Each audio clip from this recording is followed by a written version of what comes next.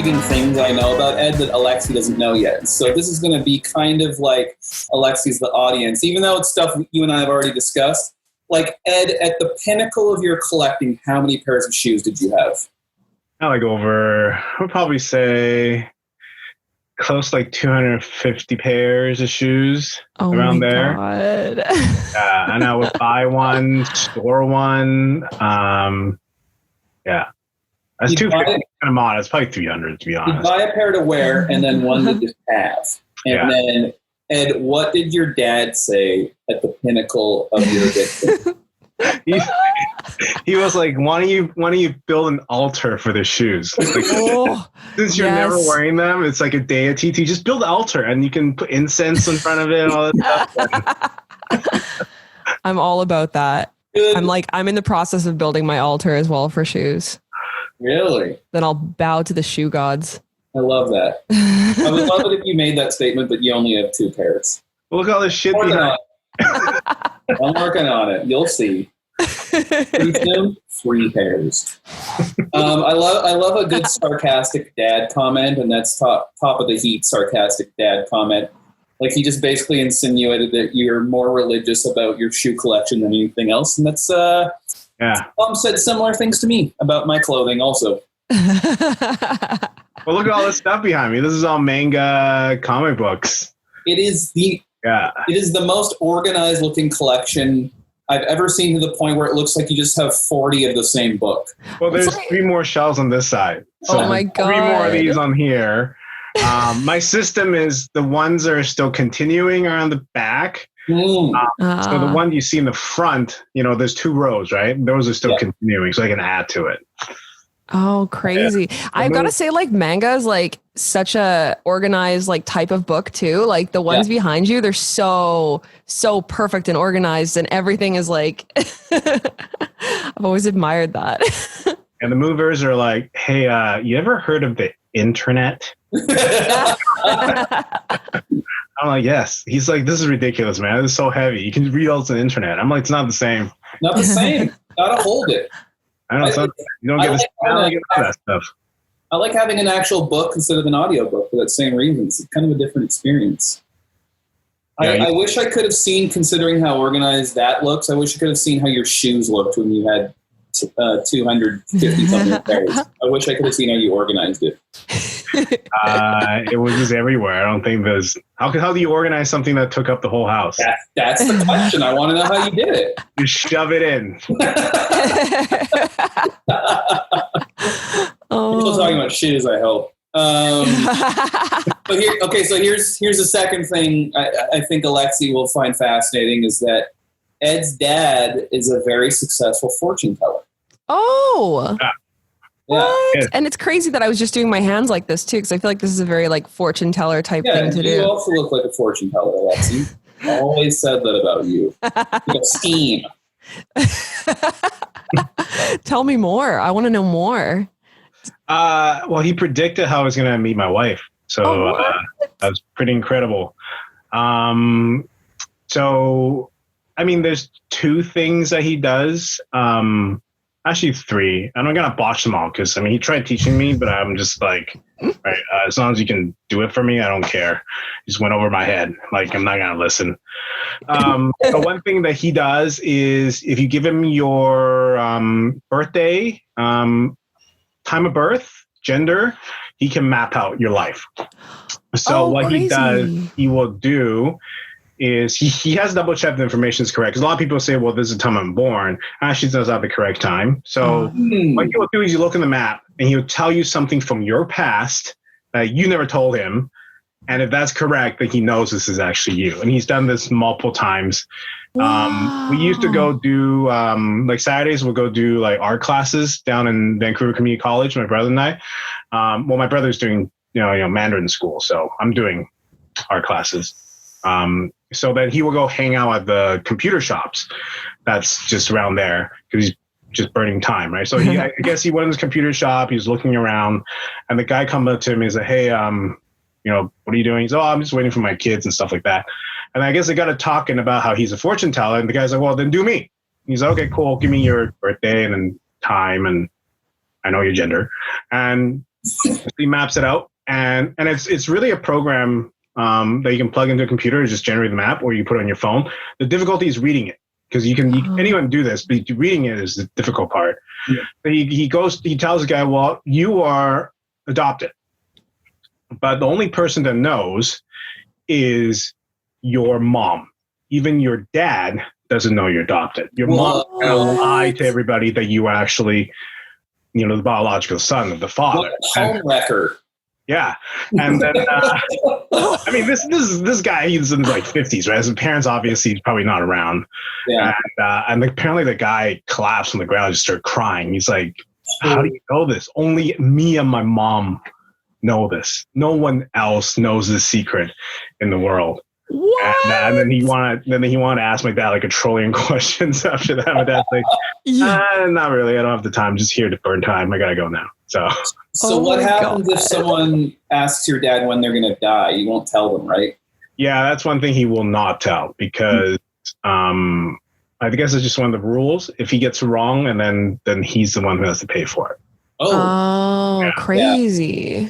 And he also can tell things that he's invested in. So if you have a personal investment towards the event, you won't be able to, it will cloud your judgment. Like he can't figure out what the lottery numbers are. Yeah. He got up to 4 numbers and that's it. Wow. It's pretty good. Good start. I think he won like $150. He also, for the pandemic, I've asked him over and over again, when is it going to end? He knew when it was going to happen. He knew when it was going to start. He already warned us, and we all like, whatever, Dad. And then shit, he's right again. But he can't see when it ends because he's invested in it, right? Because he wants it to end too. Yeah, that's fair. Yeah, so it's pretty scary what he can do. And the other thing he can do is, if you have a question about a specific event or whatever it is, you give him a number, and all he needs is a number. He doesn't need the question. He doesn't need any information. He just needs that number. He'll plug it in. He'll tell you what your question is and tell you your answer. So this is how he predicted how I'm going to meet my wife. So at that time, I think I went through a breakup, and I was, dating a few people at that time, and then attempting to date a few people. Ed, you harlot. Make it clear, attempting. It's very one-sided. So I kind of went to my dad, like, hey, when am I going to meet my wife? Right? Just like, he's like, give me the number, plug it in. He goes, well, you already know her. I was like, oh really? Because I'm about to go on a date with this girl. And I was like, maybe it's her, right? Like, maybe this is going to work out. And I was like, okay, can you tell me anything else? He's like, well, she lives to the northwest of you. I was like, okay. So I was in Coquitlam at that time, like, well, it could be, North Vancouver, Burnaby, it could be any of those places. Mm-hmm. I was like, okay, whatever. Anything else? He's like, well, she works with money. She deals with money, and she has medium brown hair, and she's shorter than you. I was like, okay, cool. That only eliminates about 3% of the population. So I'm like, in my mind, I'm trying to piece together, maybe it's this girl I'm going to see, right? Because, maybe she was a waitress at the time, so maybe she takes people's money and stuff. I'm trying to make it fit. And then I was like, okay, how do I know? When do I know I'm going to meet her? She's like, well, you'll see a red bird. And I was like, what the fuck is that? Right? I'm like, red bird. Immediately I went to the St. Louis Cardinal bird on the hat. Yeah. So like, I don't watch baseball. Am I just going to go buy a hat for no reason? So I didn't think about it. Time went by. I think it was 6 months goes by. I totally forgot about this whole conversation. Driving home one day, and I always drive by this Max on Hastings. I think now it's called Hilltop. I think now it's like a, whatever it is, Circle K or something like that. But it used to be a red bird at the time. Yeah, and then the logo for Max is like winking red owl. Yeah. And I remember going home that day, like, that's a bird. I've never noticed a bird. So I got home, and that was the same time where, how Facebook came out and they scans your email, and it'll send an invite to all your friends in your email. So I signed up for Facebook that day. That email went out to everybody who I talked to, so people already know. And that point, was MSN. MSN Messenger is a big thing, right? So I've been talking to my wife, my future wife at that time already, I'm upset, but we lost touch after like 6 months. So, and then sent a message to her, and she got the invite, and she accepted the invite, and she was like, "Hey, how's it going? I haven't talked to you for a while." I'm like, "Yeah, it's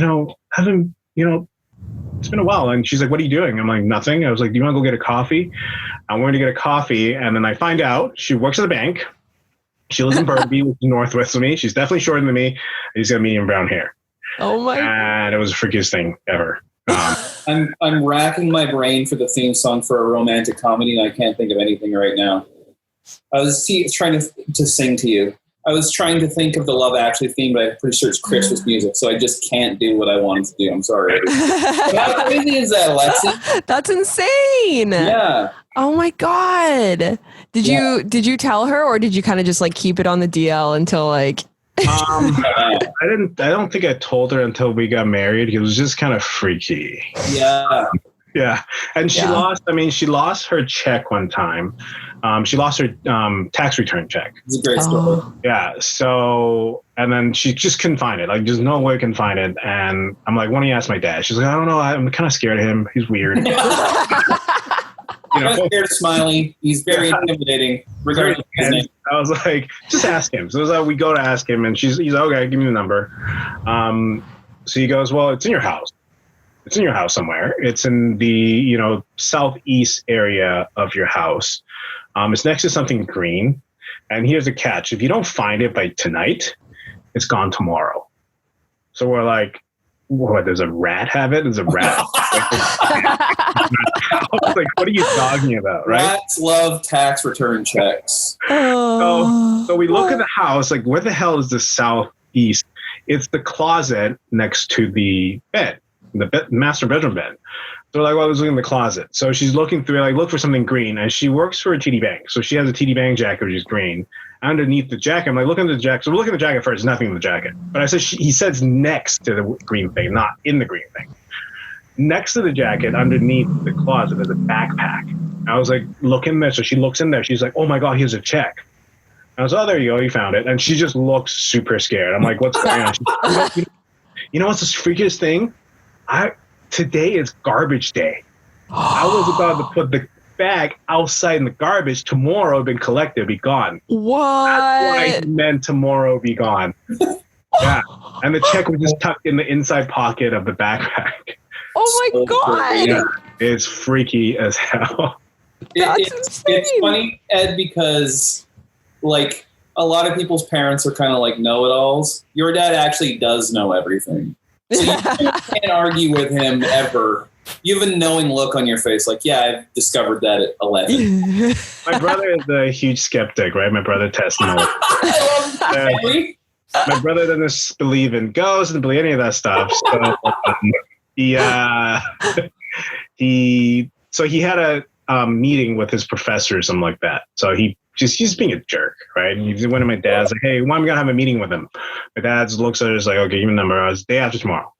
He's like, "Yeah, you're wrong. I'm meeting him tomorrow." He's like, "Okay, whatever, sure." So my brother, like, all confident, next day goes to the meeting and goes to the professor's office. Door's locked, and he's like, "What? Like, what's going on? I just talked to you yesterday." And he calls the professor, and the professor goes, "Oh, sorry. When I emailed you the other day, I messed up the date. It's actually going to be tomorrow at the same time." And he was just like, "Okay." Oh my So it is the day after tomorrow. No. Yeah. It's Henry, right? You're talking about? And I met him at the taping of your special, right? Yeah. The guy who can't figure out what face to make while he's sitting there listening to me. Henry is like low key also kind of a comedian, it seems like to me. Like he's just got this like slow burn sarcasm to him that was like killing me when I was having dinner with you guys. Yeah. And can you tell Alexi what his nickname for you was when you were growing up? It's Edward the Penis Guy. That's what you call it. It's so oh my God. It's funny when a nickname is not creative, it's just insult. Yeah. It made no sense. And then he was shorting it because he didn't want to say the word penis because he gets in trouble. So he shortened it EP. He's like, hey, look, it's EP's coming around. I'm like, dude. That's so brilliant. You know how that time it was still CDs and records and bands would put out EPs? He's like, hey, look, you're on the CDs. You're famous. You, EP. Oh my God. Your parents try to get mad at him, and he's like, no, it's because Ed wants to be a musician, because he did. I'm just telling him, I'm supporting him. I'm the penis guy. Oh, man. I love that. When we were taping your special, like, I don't know if there's an angle of me when you told that for the first time, but I had to do this thing because that really caught me off guard. I got so mad. I mean, I told him on my dad, and my dad's just like, well, he's not wrong. You got to. What's wrong with it? Why are you so offended? I'm like, fine. Whatever. Your dad's also like, and I knew you were going to say that. Oh, man. Ed, can we talk about how crazy it was making your special? Yeah, it was, I think everything that was going to be tested, we went through. We were testing the multiple fronts. Well, first of all, it locked down exactly 2 weeks before we're going to tape it. Right. So that, the health department made the decision for us because we were going to go ahead. I don't know if you remember, Kevy. Yeah. We were talking to the production team. We were actually going to push ahead and just do it at UBC at the Chen Center. Like you booked it. You booked a theater to do it. We were I think the analogy we said was we're going to try to ride the wave or something like that. Right? Which is like the worst analogy. Oh, COVID wave. Yeah. It'll only be 2 weeks. At that time, I think the promotion team was like, hey, we're having a really tough time being concrete answers, a lot of maybes. And I think people were just scared. People were getting a little iffy about going out. Mm-hmm. So then it didn't happen, obviously, in March. So then we have to regroup and rethink is what to do. We postponed it, first of all, to October. We thought it was going to do October at the theater. And I think like May rolled around and we're like, it's not going to happen. There's no way October it's going to be better. So we're going to have to reset. So the decision we made was what you see now that's recorded is we rented this giant space at the, Vancouver Italian Cultural Center, giant ballroom for like what? How would you say, Kevin? Like 17 of us maximum. Yeah, It was a relative it was a very professional shoot, but there wasn't any extra people there for any reason. Like normally when you do a shoot like that, or especially a special taping, everyone close to you wants to be there to support you, and it's the person who've ever seen you have to kind of be like, "Don't support me. We aren't allowed." Yeah. And then we did it in this story circle type of environment and in front of everyone that I knew, had a relationship with. So that was the first show. My parents also came. And I think, because it's such a big space, kudos to Kevy, the sound was really hard to control. I think at one point we had, was it like a piano man that was just wailing?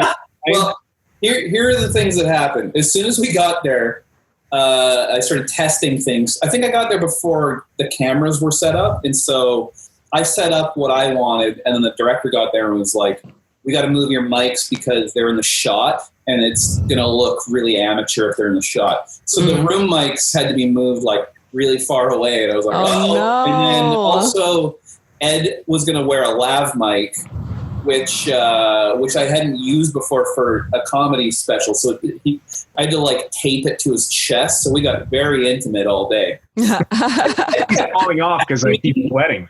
He just kept flashing me. It was crazy. Weird. So we were fixing that, and like we'd have to stop because it would come loose, and that's all you could hear was the shirt.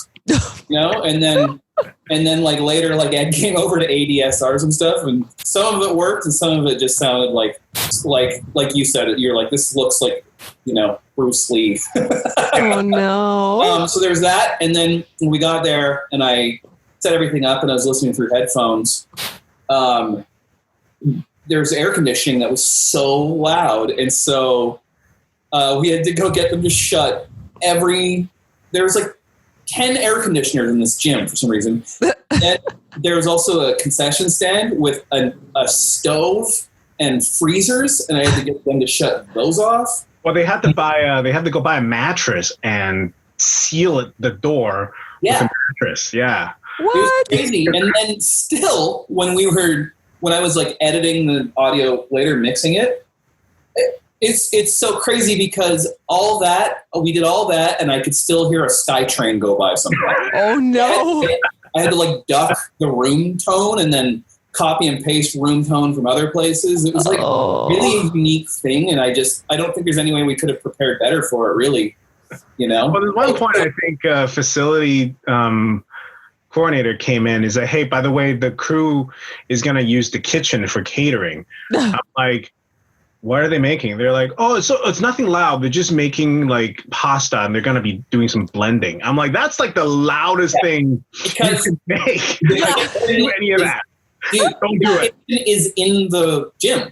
It's in there. It's like, God. 100% we would have heard it. And then what Ed was referencing earlier, there's a room next to the gym where piano lessons just started happening. And I was like, oh my God. And then it was funny because the guy who was like helped producing it, he's a great guy. He did a great job. He was like we had no choice. We had to do the last shot with piano lessons happening next door. And he was like, Kevin, we good? Son of Canada. I was like, no choice. Oh my God. Yelling that. It was like, I don't know. And then somehow I was able to like EQ it out, which I'm surprised that even worked. Like, oh wow. We went to talk to the piano guy, I think, just tell him to delay, but he can only delay for so long because I think he's on talk. So yeah, we just had to. It was, and then the director got really sick. Not with COVID, I don't think so. Right, Ed, when we were editing it. Not Jeremy, Eric. The associate producer who does most of the editing got really sick. Not COVID. I think he just had some strange infection. Crazy. That was around that just kind of popped up again. So he got super sick. It's so funny because Alexi and I work together all the time. So she saw me at the height of being stressed about your special. And Simon King's special was just so off the rails. I was like, and it's the first two specials I've done. I was like, is this what this is like? Yeah. I couldn't do anything because I was just like, all I cared about was making those work. You know what I mean? And it's like, you really can't show the client that you're like stressed out. So I just never expressed any of that to you, Ed. I was like, oh my God, this is insane. So, but it's now out. Thank you for doing that. I mean, yeah, of course. The reviews have been amazing. So, oh, good. Yeah, I know. It's great. It's on Apple TV and it's also on Amazon Prime. Yeah, right. And it's called Candy and Smiley, right? Yeah. And everyone cries in the end. It's every reviewer they tear up. I'm like, oh, it's a good comedy special. At the end on cry. Alexi is cool. He had everyone there that he has a bit about, basically. And so you get to see their reaction to it. So the great Henry is in there. And it's really good. We worked so hard on that. And the amazing Tim can't figure out how to put a chair down on the ground without making too much noise. I'm like, dude, just put it on the ground. You don't have to slam it. It's not WWE. Yeah, it's good, man. It's like, it's probably the most unique special, comedy thing I've ever done, really. Like, I think you did a great job with it. Like, the concept is pretty brilliant. Yeah, well, I mean, it's a representation of the time, right? I mean, you can't exactly do what we used to do and want to do, so. Yeah, exactly. Wow. Ed, do you have any experiences with a ghost that Henry won't believe? Henry doesn't believe in anything. So, I mean, Henry has this. I mean, he justifies it. So when he was a kid, so his bedroom and my bedroom are connected by a bathroom. Mm-hmm. So his bed kind of lies on the wall that's away from my bedroom. So if you can imagine it, his bedroom is here, and his bed kind of goes towards the wall here. There's a bathroom in the middle, and there's my bed on this side. So there's no connection between the two of us. Mm. So, but he will continue to complain. He's like, I would say he's probably 5 years younger than me, so I think he's like 6 or 7. He'll complain that he's hearing people talking in the room. So, I mean, his justification is because my parents' bedroom is kind of all the way down the hallway, but he's like, well, it's kind of they share a wall, but it's really not. Like you're sharing like a whole hallway space. Mm-hmm. So if they're talking, you shouldn't be able to hear it, and it shouldn't. Even if you can hear it, it should just sound like sounds. It shouldn't sound like talking. Yeah. So, but he heard that throughout his entire childhood, just people talking. And I'm like, well, it's not even a man and a woman, so someone's talking. Yeah. And I was like, do you hear anywhere? He's like, no, it's just in my room at night. You know, I'm going to bed. I don't hear anywhere else. I hear in your room. So it's, you know, he's not schizophrenic, right? So there's not that either. Yeah. So, and then I think I was at the house. I think this was like 2 years ago, and he left something in his room. So, I mean, he's not, you know, we don't use those rooms anymore. It's kind of empty. And I went in to grab something. And then I think it was he left a binder or something like that he needed for work. So I went to grab it. And when I went in, I grabbed it. It was on the nightstand next to his bed. Uh-oh. So I grabbed it, and I just had this overwhelming. It's like something came over me, and I heard people talk. For like a split 3 seconds, and it just stopped. And I was just like, okay, what the hell was that? Like, can't be my parents because they're not in their room. Yeah. They're downstairs. Henry's not here. It's just me. It can't be my wife. My wife is, you know, downstairs in the living room waiting for me to grab this binder. I'm like, who just talked? And who are the people? What the hell was that feeling? And then, and I told Henry. Henry's like, you need some sleep. Like, there's no such thing. Oh my God. I still don't know what it is. I asked my dad, he's like, whatever, it's probably just something passing by and you just hurt them. Whoa. I don't know what it is. Yeah. I had a girlfriend when I was younger that hears spirit. So it was a freakiest thing. I can't. I think that's partially why we didn't work out because Someone's getting haunted. Very unattractive. She's from South Africa. So they believe in sometimes the spirits will call your name. And if you respond to the name, that means then you made that soul connection with them and they can actually manipulate your soul or take your spirit away.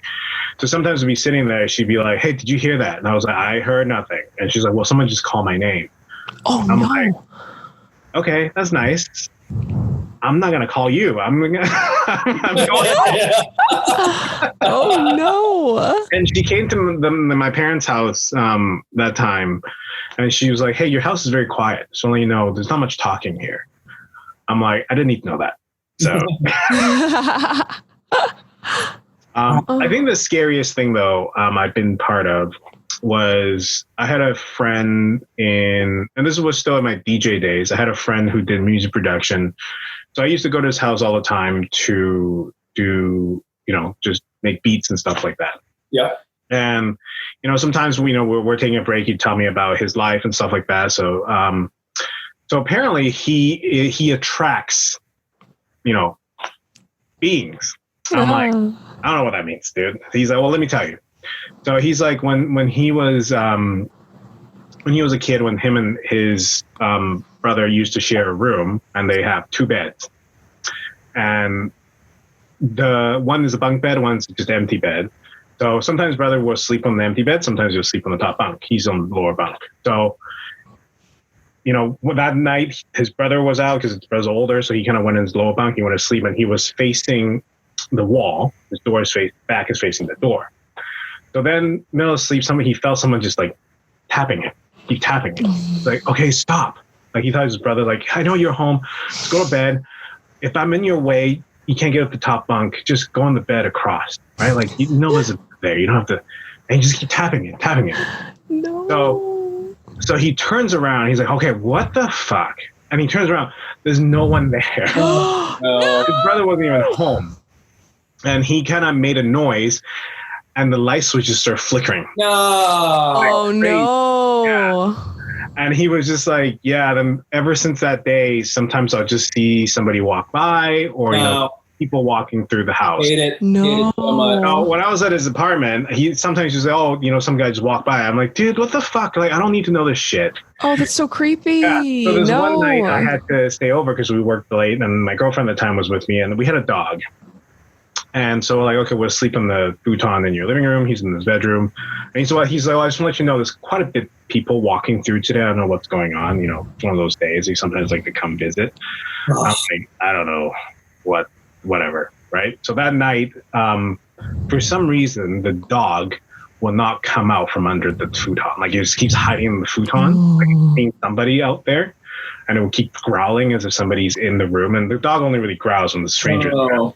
And then I just had this I just couldn't sleep. The whole night, I just felt someone was kind of standing over you and looking at you. You know, that kind of feeling? Yeah.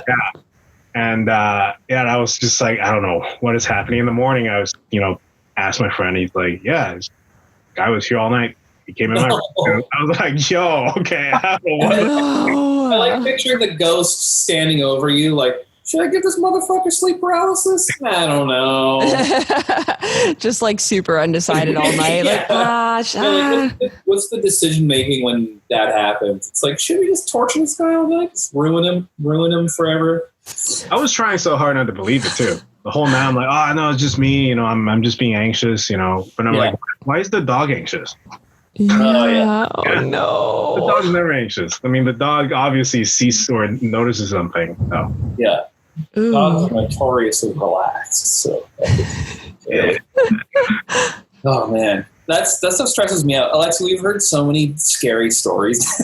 We have. I feel haunted. A lot of the ones we hear involve a scary hand coming out of somewhere, and those are the ones that like stick with me, I think. Yeah, I think just just like silence and like things happening. Yeah. It's when your friend was being tapped and then turned over and there's no one there. It got off easy because the movie Sinister that happened and the person turned around and there was like a small demonic child. So better than that. Glad that didn't happen. Also, Ed mentioned that he was in a band, a DJ, and it was a new metal band. And Ed, why don't you tell Alexi the name and the acronym? Oh my God.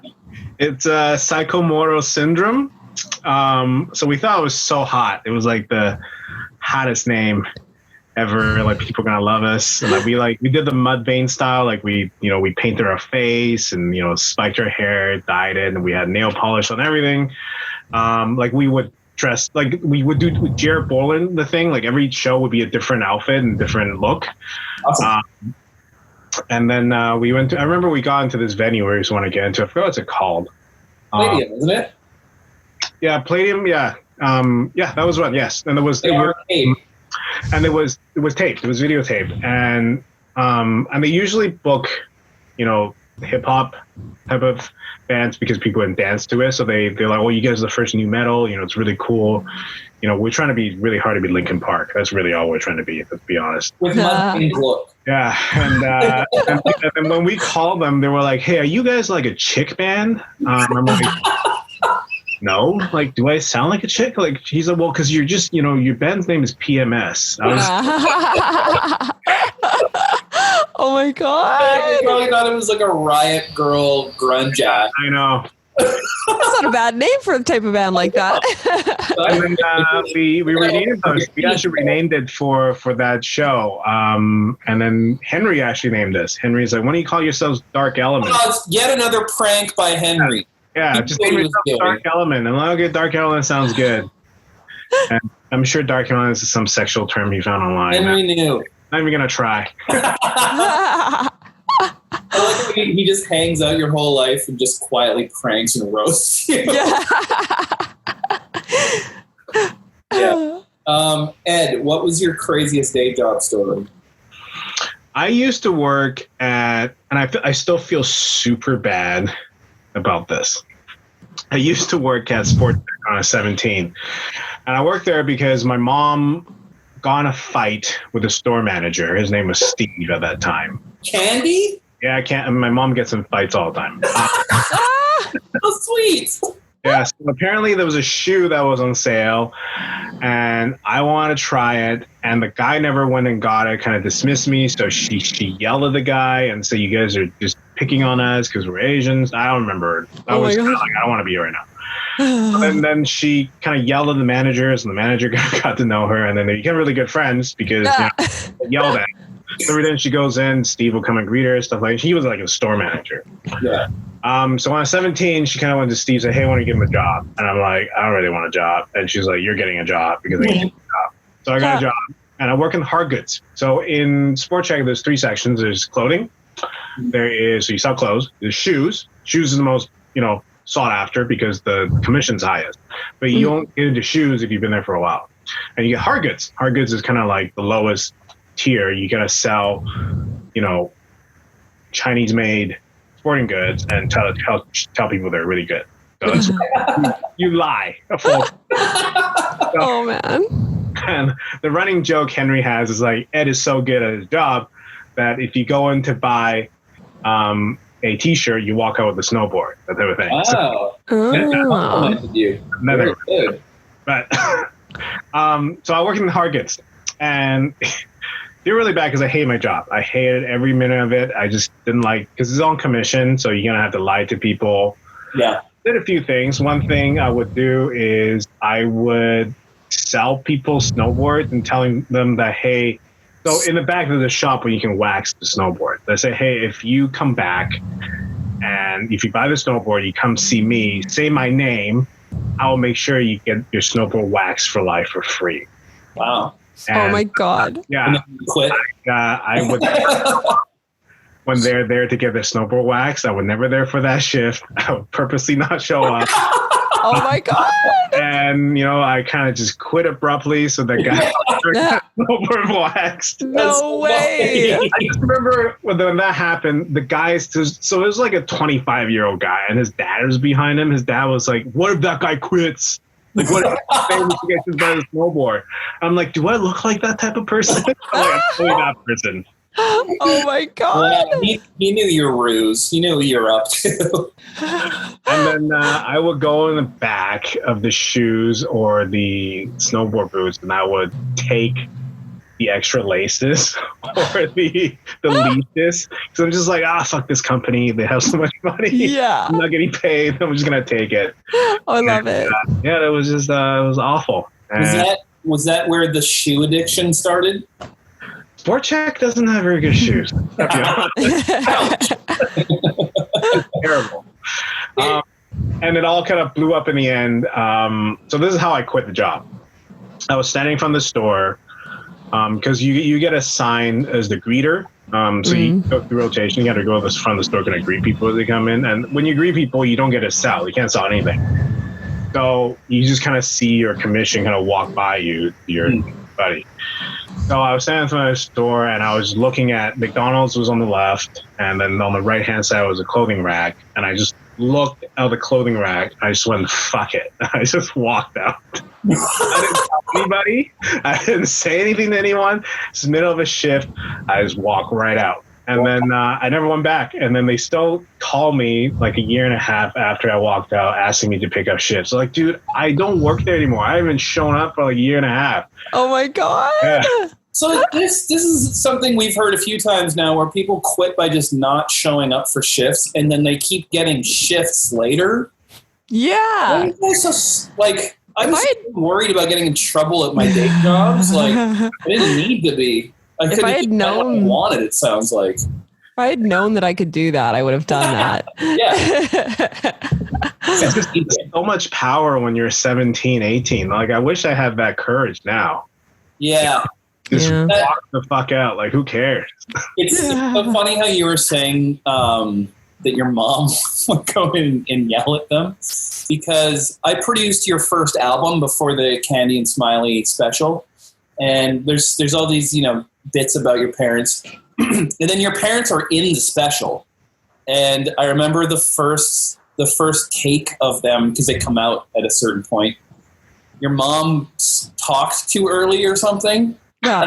Your dad was like, I saw it firsthand. It was like, wow, he's not over exaggerating. And then your dad kind of made fun of you and stuff. He really represents them appropriately. It was very accurate. Well, I think at one point the director went cut, said, hey, Smiley, can you just look a little proud of Ed? I don't know how to do that. Are you kidding? Oh my god. I think at one point, because they couldn't remember, Kevin, they couldn't match up their pace walking into the circle. Yeah. Either my mom's walking too fast, or she walks. My dad walks first. I'm like, you guys have been married for 40 years. You can't just hold hands and walk next to each other. And I think then they got into a bit of an argument. Remember, they were like, "No, you walk, you walk, you walk." I was just like, "Can we just do this?" The piano was wailing. Come on. I know. And I was thinking, like, because the piano was happening, I was like, I may have to do an ADSR session with Ed's parents. Yeah. So funny.